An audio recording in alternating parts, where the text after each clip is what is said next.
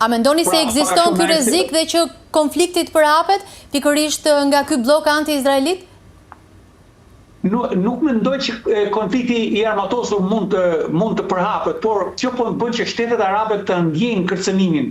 Pra, te këto shtete po ndodh ajo që quhet në ato teoritë e sigurisë, po ndodh ajo që quhet dilema e sigurisë. Pra, këto kanë filluar ta ndjejnë veten të kërcënuar. Bile vetë Arabia Saudite ka filluar ta ndjejnë veten, me sa duket.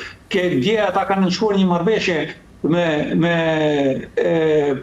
Pakistanin, një marrëveshje mbrojtje. Ç'është kjo marrëveshje mbrojtje? Kjo marrëveshje mbrojtje është bile pale deklaruan që nëse sulmohet njëri shtet, do angazhohen të dy shtetet në mbrojtje.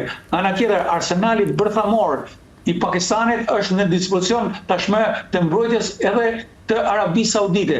Në një farë mënyrë Arabia Saudite u bë një fuqi bërthamore në linjën e mesme. Nuk është vetëm Izraeli fuqi bërthamore, por kjo mund të ngjallë që edhe shtetet tjera të kërkojnë binjakëzime të tilla.